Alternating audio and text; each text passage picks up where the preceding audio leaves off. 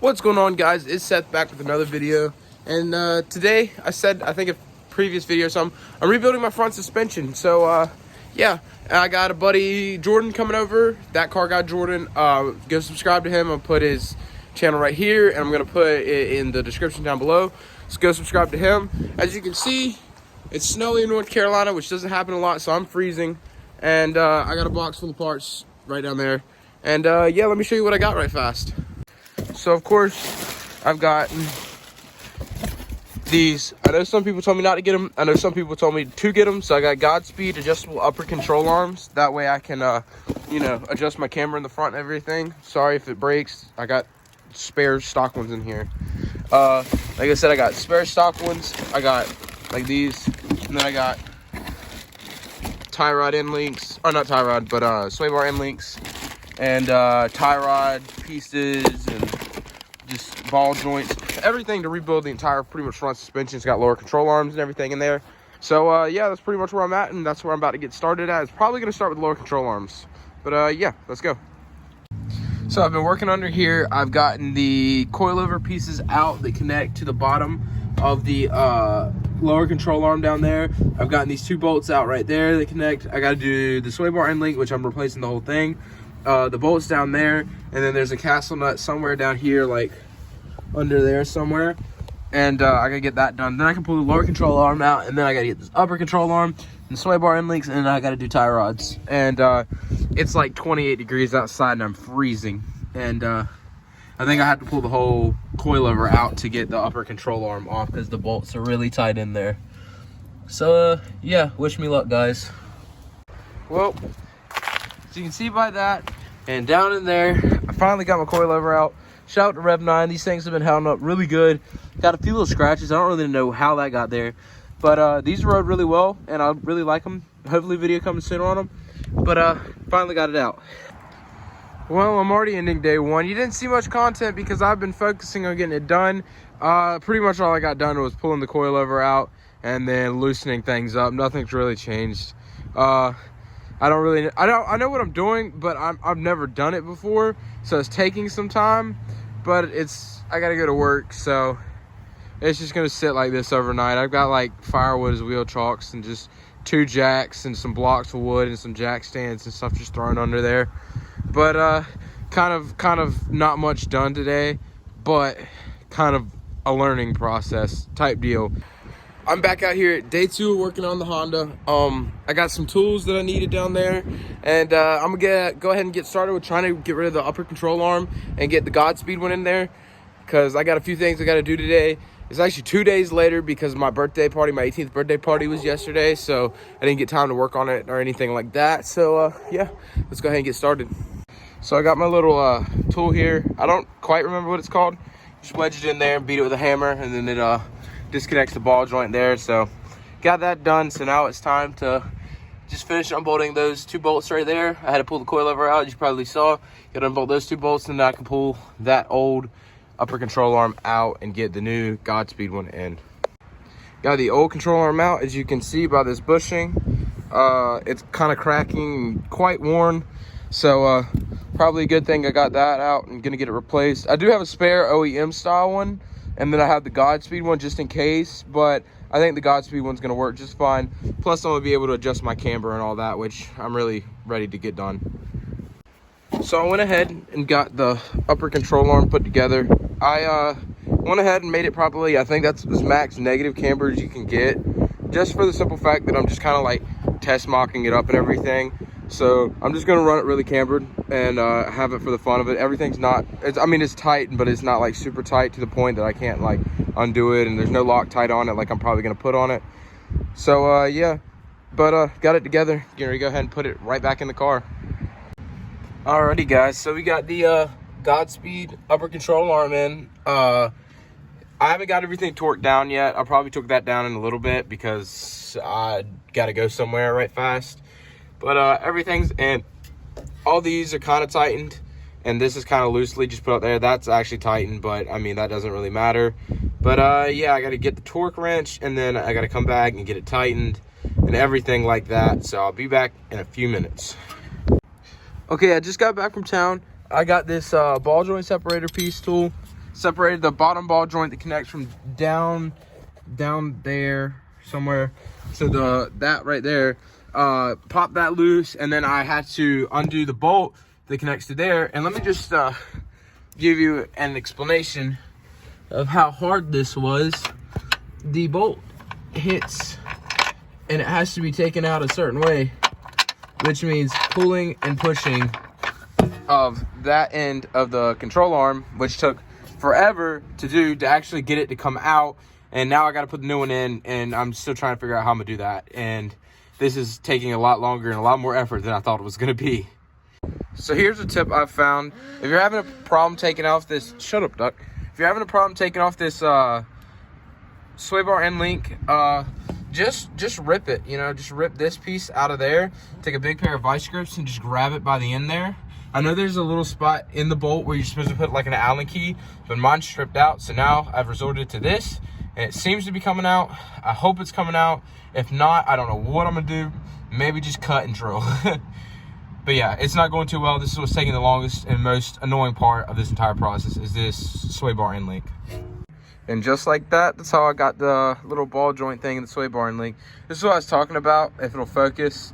I stripped that out, so the Allen key wasn't really working. So I had to resort to this method, and it came out pretty fine. As you can see, I tried to like vice grip it down there, but ended up just like completely stripping all the grip off of that little ring there. But yeah, finally got it off, and now it's time to get all the new stuff put back in. Wish me luck. I would be honest, I really haven't been filming much, but I got the new control arm in, new sway bar end links, got everything bolted up. I didn't end up replacing the ball joint down there. It's still the standard one. May take it to a shop and get that replaced. And then I've gotten everything up there torqued down and everything. Time just to torque this down here and hopefully get this side finished. Finally, it's been about 2 days. So I've gotten everything in and torqued down. I didn't get the tie rods yet. I'm gonna do that after I put everything back in here. So I'm getting ready to go ahead and put the coilover back in. And yeah, get the coilover back in.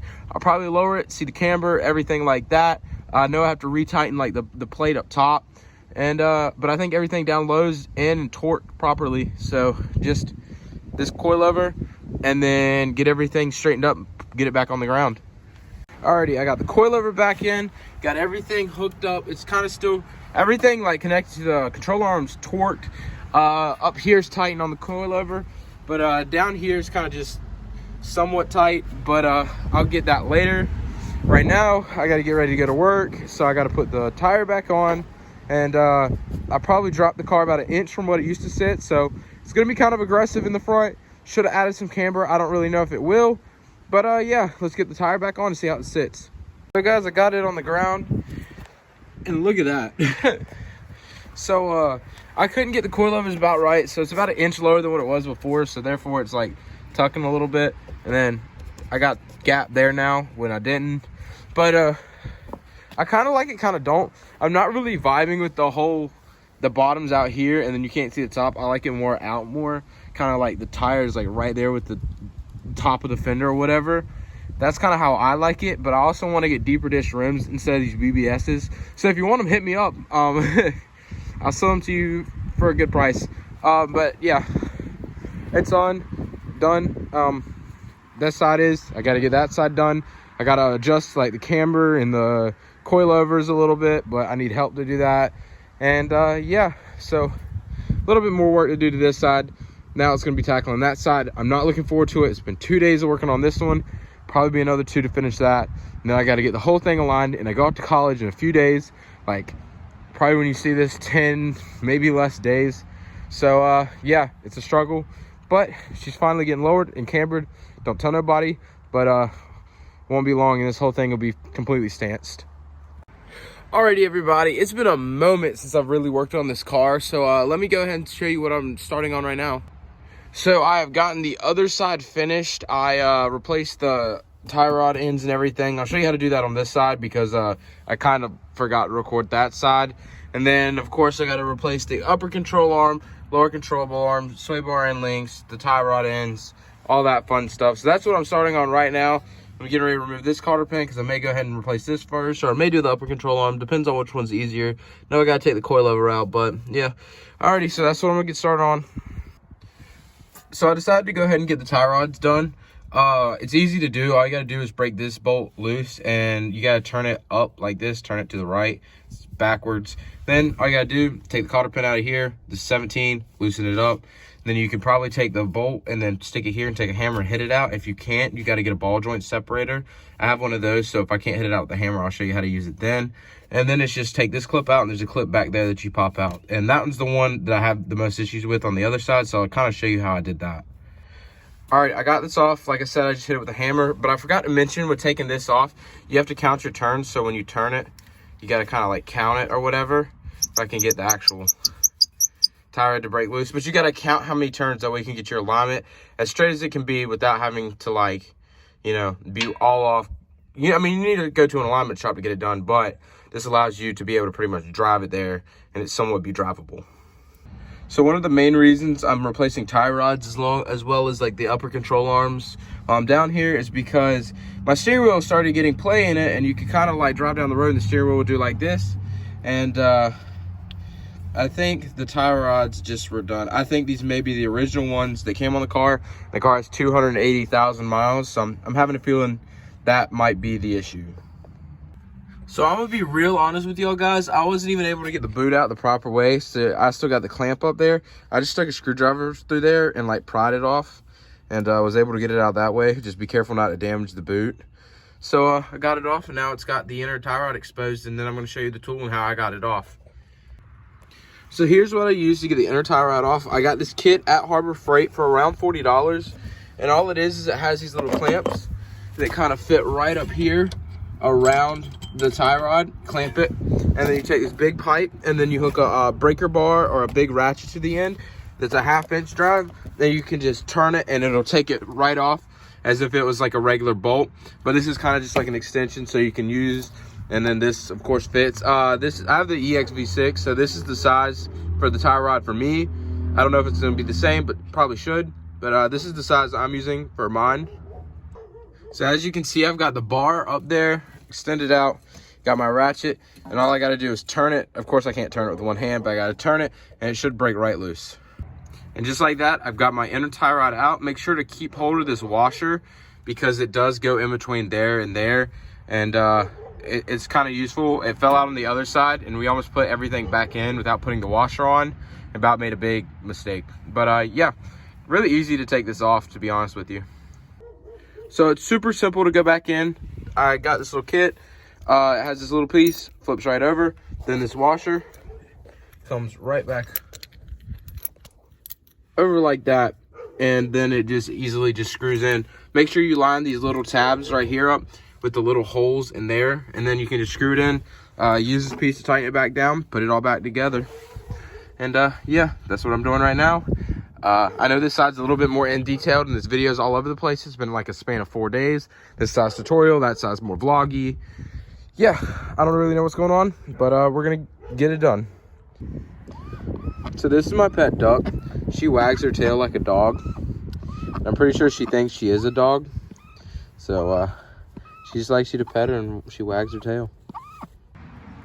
So I've gotten everything up there replaced and all done. Now I've just got to put the coilover back in the car and then get all that stuff straightened up and get it back together. It took me like 5 minutes to take the coilover out, so knock on my leg. It won't take me that long to get it back together. But yeah, almost done. Then I'm going to take it for a test drive down the road, probably about a mile, and come back. That way I don't mess up the tires because the alignment's probably off. Then I've got an alignment scheduled in 3 days. And then I'm going off to college and I'm driving the 6 hours up there, so everything has to be right. So I'm gonna get to work. So I got the coilovers back on. I gotta clean up around here, and then I'm gonna go take it for a test drive down the road, and hopefully everything goes well. So I just got back from the test drive. I look like a mess. My car is monster trucking again because I got to go get the alignment and then drive 300 miles to college. But pretty much that's going to be it for the video. I'm sorry if it's a little jumpy around the place. I've been working over this on probably for about a week now, just because I was control arms and sway bar end links and upper control arms that were adjustable and a whole bunch of other stuff. I'm not going to make excuses like I was being lazy too. But it was a learning process. It was new to me. The tie rods were a little bit of a pain. They took like 2 days in their own, and they weren't even that bad. But yeah, thank you for watching the video. I know it's probably not the most informative or helpful, but it's nice to just, you know, get views. But yeah, thank y'all so much for watching. If y'all want the links to any of these products, they'll be in the description down below. So make sure to subscribe to that Car Guy Central, not that Car Guy Jordan. He changed his name. Car Guy Central. Subscribe to him, and have a great rest of y'all's day. Peace. Now turn up.